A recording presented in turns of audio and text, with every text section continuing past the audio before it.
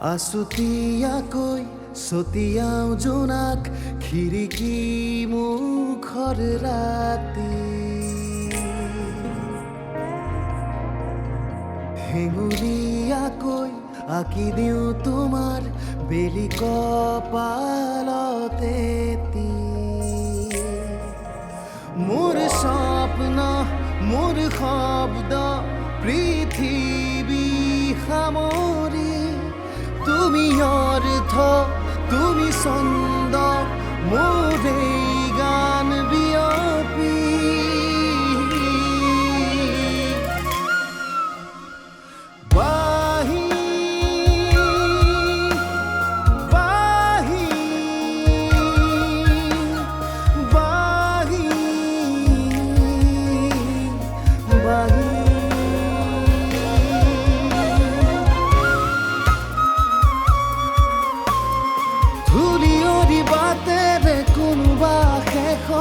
তোমালৈ গৈয়ে থাকিম নেদেখা নদীৰে কোনোবা ঘাটতে তোমাকেই শুনি থাকিম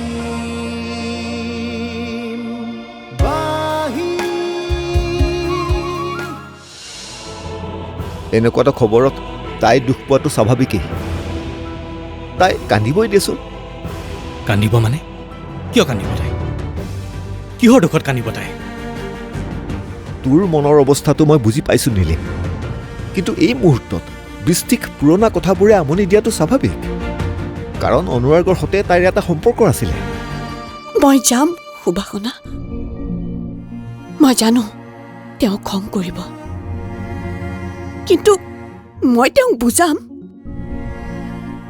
আৰু মোৰ বিশ্বাস তেওঁ বুজিব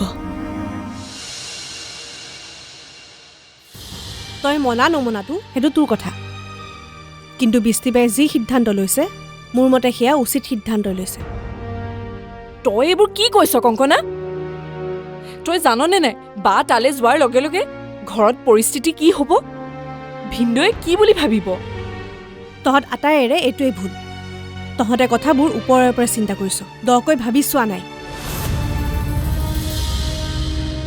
এটা কথা চাচোন কেইদিনমানৰ বাবে হ'লেও অনুৰাগৰ সৈতে বাৰ এটা সম্পৰ্ক আছিল আৰু সেই সম্পৰ্কটো কি সেয়া আমি সকলোৱে জানো স্বামী স্ত্ৰীৰ সম্পৰ্ক সৰু সম্পৰ্ক নহয় আৰু সকলোতকৈ ডাঙৰ কথা হ'ল সিহঁতৰ এটা সন্তান আছে সেইটো হিচাপে সন্তানটোৰ দেউতাক কোন অনুৰাগ তই নুবুজিলেও বাৰ আৱেগটোক মই বুজি পাইছোঁ কথাবোৰ তেনেকুৱা নহয় কংকনা কথাবোৰ তেনেকুৱাই হয় বা এটা কথা ঠিক বা যদি তালৈ যায় ভিন্দে কষ্ট পাব কিন্তু মানুহ হিচাপে আমাৰো কিছুমান কৰ্তব্য আছে যাৰ বাবে বৃষ্টি বা তালৈ যোৱাটো উচিত আজি দেউতা নাই দেউতা থকা হ'লেও সেইখিনি কথাই ক'লে হয় বা যোৱাটো বিচাৰিলে হয় বাক শেষবাৰৰ বাবে হ'লেও যাব দিলেহেঁতেন কাৰণ অনুৰাগ ঢুকাইছে কাৰণ এজন ঢুকুৱা মানুহৰ ওচৰত সকলো আত্মীয় হৈ যায় তাতে বা কোন অনুৰাগৰ একেবাৰে আত্মীয় এসময়ৰ পত্নী তেওঁ যাৰ সন্তান এতিয়াও বাৰ গৰ্ভত আছে সেই সন্তানটিৰোতো অধিকাৰ আছে পিতৃক এবাৰ অনুভৱ কৰাৰ গতিকে বা যোৱাটো উচিত তাই নগ'লেহে ভুল কৰা হ'ব তই এইবোৰ কি কৈছ ভাবি চাইছনে নাই সকলোবোৰ ভাবি চিন্তিয়ে কৈছোঁ বা মই ভাবিছিলোঁ তই বাক ৰখাবি কিন্তু উল্টাইচোন তোৰহে বাক পঠোৱাৰ ইচ্ছা বেছি নভবা নিচিন্তাকৈ কোৱা তোৰ এই কথাবোৰ মোৰ শুনি থাকিবলৈ একেবাৰে মন নাই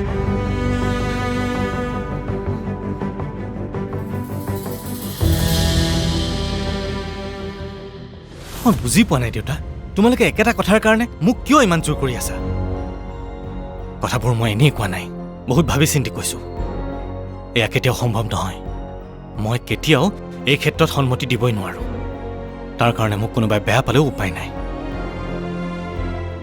তহঁত এতিয়া ডাঙৰ হৈছ বুজা হৈছ তহঁতক কথাবোৰ বুজাৰ শক্তি এতিয়া মোৰ নাই কিন্তু মনে মোৰ যিটো ঢুকি পাইছে তাকে কৈছোঁ অনুৰাগৰ লগত সম্পৰ্কৰ কথা আমি কোনেও মনত ৰখা নাই, হয়তো বৃষ্টিও ৰখা নাই। কিন্তু আজিৰ পৰা ইয়াতে শেষ। অনুৰাগৰ নামটোৰ বাহিৰে আৰু একোৱেই নাথাকিব। কিন্তু এই কথাবোৰকে ভাবি শুনি গোটেই জীৱনটো দুখ কৰি থকাতকৈ এবাৰ অনুৰাগক চাই আহিব দিয়াটো তোৰ আপত্তি ক'ত আছে মই সেইটো বুজা নাই।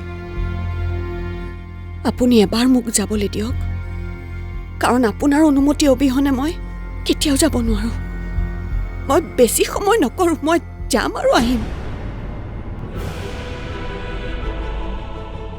মাত্ৰ এবাৰ দেখা কৰিম, সেৱা এটা কৰিম আৰু গুচি আহিম। মই কাকো জোৰ কৰি ধৰি নাৰাখোঁ। তুমি যাব বিচাৰিছা যোৱা, আৰু যদি তুমি যোৱা নহয় তেতিয়া মই ভালদৰে বুজি পাম যে এতিয়াও তোমাৰ অন্তৰত সেই মানুহজনেই আছে। তুমি এতিয়াও তাৰ মানে মোক নিজৰ কৰি ল'ব পৰা নাই।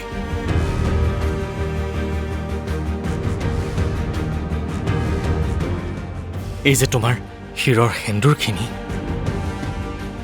তাত মই কেতিয়াও নিজক বিচাৰিয়ে পোৱা নাই।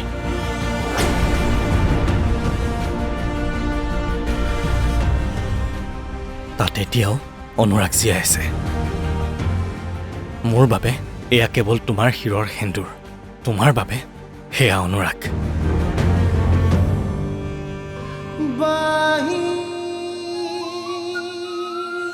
মোৰ আৰু বুজিবলৈ একো বাকী নাই। যোৱা, মই হাত খুলি দিছোঁ, তুমি যাব পাৰা।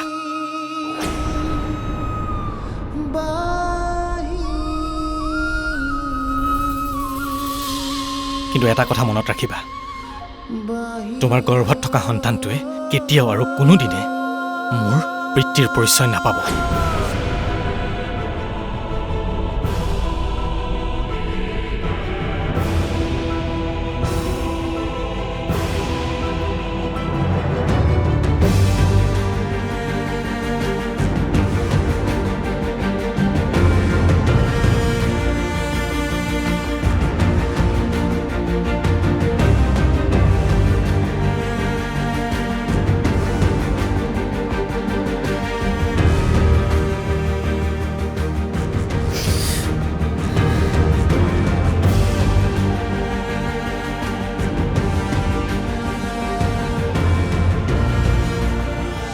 আজিৰ দিনতো যে এনেকুৱা মানুহ আছে যিয়ে নিজৰ সমস্ত ত্যাগ কৰি কাৰোবাক বৰ আপোন কৰি ল'ব পাৰে। সেইটো অৱশ্যে হয়। কথাই কথাই বৃষ্টিৰ গৰ্ভত অনুৰাগৰ সন্তান বুলি কওঁতেই সি যে মোক খং কৰে, টানকৈ মোক কথা শুনায়, সেইবোৰত মই বেয়া পোৱা নাই। কাৰণ সেইবোৰ তাৰ আৱেগ, মৰম। মই তোমাৰ ঘৰলৈ যাব লাগে যদি কোৱা, মই ওচৰতে আছোঁ, তুমি ৰেডি হোৱা। কি হ'ল, নোযোৱা নেকি?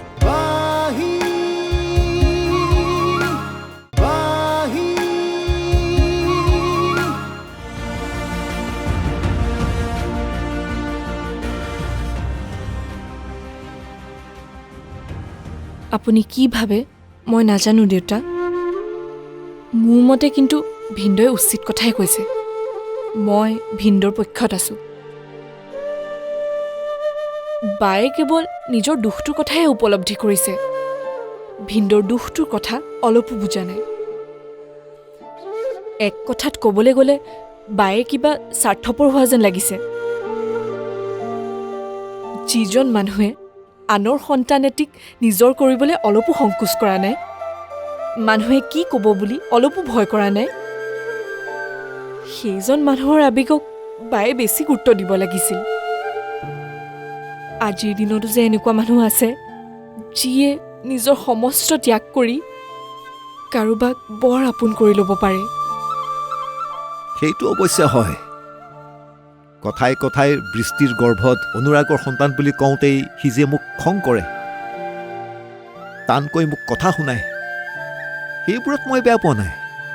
কাৰণ সেইবোৰ তাৰ আৱেগ, মৰম। তেনেহ'লে এতিয়া আপুনিয়ে কওকচোন দেউতা, ভিন্দই বা যোৱাটো কেনেকৈ মানি ল'ব? সহজভাৱে কেনেকৈ ল'ব?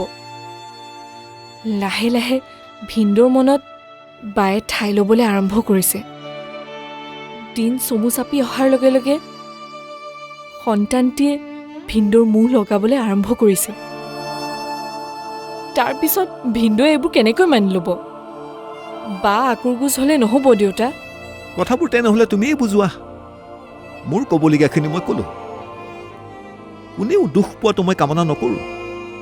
সকলো ঠিকেই থাকে, ধুনীয়াকৈ থাকক, ঘৰখনৰ শান্তি অটুট থাকক, মই সেইটোৱে কামনা কৰোঁ। মোৰ ফালৰ পৰা মই যিমান পাৰোঁ বুজালোঁ। আৰু এতিয়া যেন মই ক'ৰবাত ব্যৰ্থ হ'লোঁ। এতিয়া মই তোমাৰ ওপৰতে সকলো এৰি দিছোঁ। তুমি যেনেকৈ ভাল দেখা কৰা, কিন্তু সমস্যাবোৰ সমস্যা হৈ নাথাকক, সমাধানৰ বাট দেখক।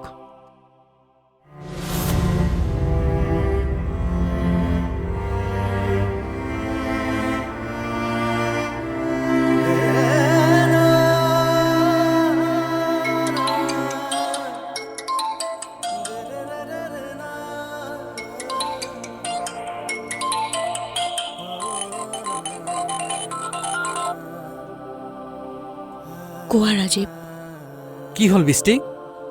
তুমি একো নকলা যে? যাবানে নোযোৱা কোৱা? কাৰণ বডিটো ইমান দেৰি নাৰাখিব। আমি যোৱা নোযোৱাৰ কনফাৰ্মেশ্যনটো তেওঁলোকক দিব লাগিব। মই তোমাৰ ঘৰলৈ যাব লাগে যদি কোৱা, মই ওচৰতে আছোঁ। তুমি ৰেডি হোৱা। কি হ'ল, নোযোৱা নেকি? যি কৰা সোনকাল কৰা। এইবোৰ কামত বেছি পলম কৰিব নোৱাৰি। ঠিক আছে, হ'ব দিয়া, মই গৈ আছোঁ তোমালোকৰ ঘৰলৈ।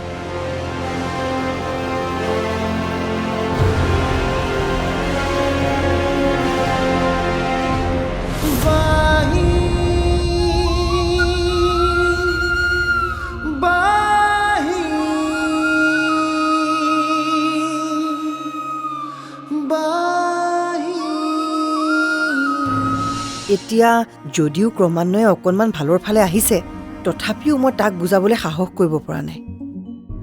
হয়তো মাক হিচাপে মই সেই অধিকাৰ হেৰুৱাই পেলাইছোঁ। তেনেহ'লে কি কৰা যায় এতিয়া? মা, দেউতা, মোক বেয়া নাপাব। পাৰে যদি মোক ক্ষমা কৰি দিব। কেৱল মই যাম, তেখেতক সেৱা কৰিম আৰু গুচি আহিম। আপোনালোকে মোক নৰখাব, প্লিজ।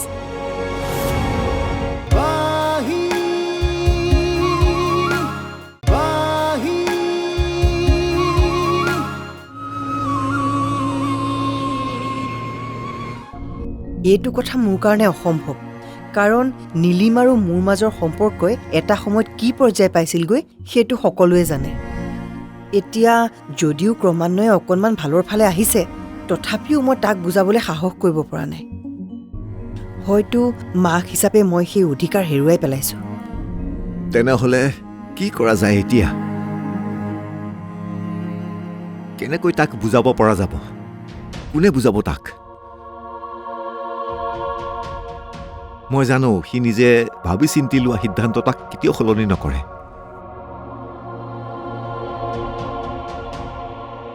বৰ সমস্যাত পৰিলোঁ।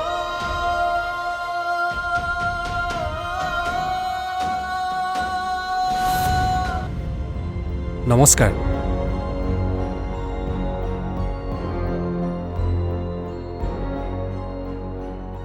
মই ৰাজীৱ, চিনি পাইছে নহয়? অনুৰাগৰ বন্ধু।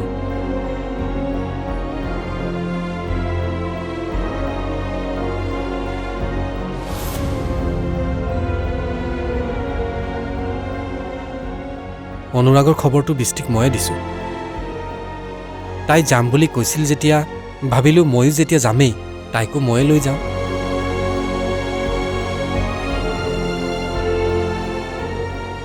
অকলে তাই অসুবিধাও পাব পাৰে, সংকোচ কৰিবও পাৰে।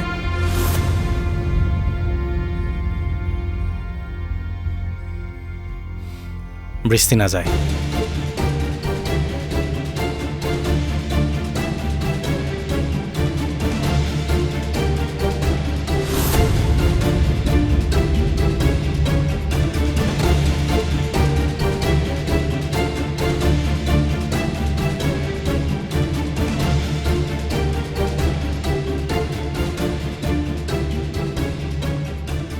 ঠিক আছে, ৰ'ব,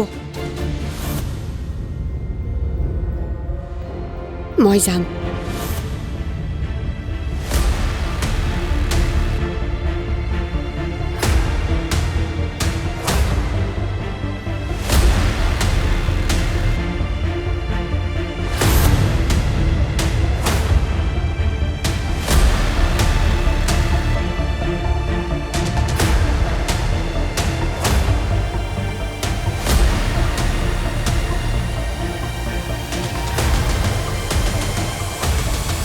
আপোনাক হাতযোৰ কৰিছোঁ, পাৰে যদি মোক ক্ষমা কৰি দিব। কাৰণ আপোনাৰ অনিচ্ছা সত্ত্বেও মই যাবলৈ ওলাইছোঁ। মোৰ উপায় নাই। কিন্তু মই ভালদৰে জানো আপুনি মোক বুজিব।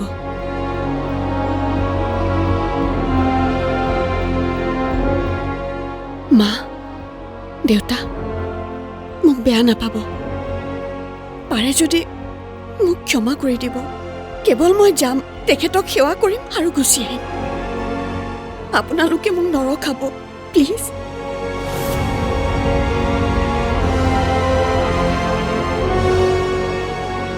যোৱা, তুমি যি ভাল দেখা সেইটো কৰা।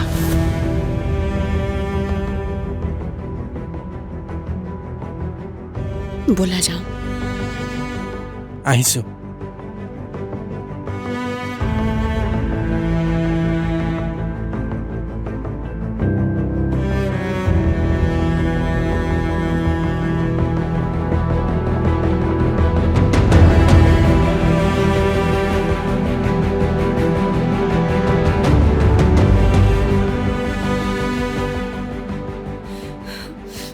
এতিয়া তাই কিবা সৰু ছোৱালী হৈ আছে নেকি?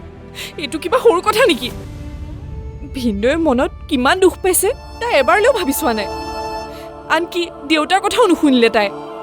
মানুহ ইমান জেদি হ'ব নাপায়। অন্ততঃ বা এনেকুৱা বুলি মই ভবাই নাছিলোঁ। আৰু বা ইমান স্বাৰ্থপৰ কেতিয়াৰ পৰা হ'ল? আজি পৰিয়ালটোৰ সন্মুখত মোৰ নিজৰে লাজ লাগিছে।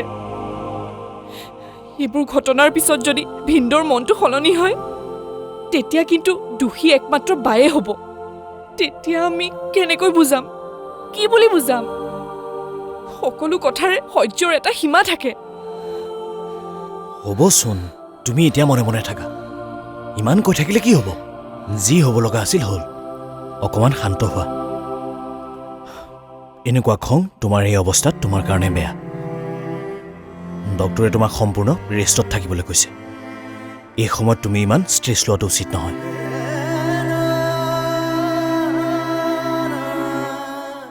সকলোৰে নিজৰ নিজৰ জীৱন এটা থাকে আৰু সেই জীৱনটোৰ সজোৱা দায়িত্ব নিজে নিজে ল'ব লাগিব। বৌয়ে কি ভাবি কি কৰিছে সেইবোৰ মই নকওঁ, কিন্তু বৌয়ে যিটো কাম কৰিছে সেই কামটো দাদাই কেনেকৈ লয় সেয়াও মই নাজানো। সেয়া দাদাৰ কথা। আৰু আমি কথাবোৰতো বুজাবহে পাৰোঁ। মনা নমনাটো বৌৰ কথা। তুমি ইমান চিন্তা কৰাৰ কোনো প্ৰয়োজন নাই। নাও ৰিলেক্স, অ'কে?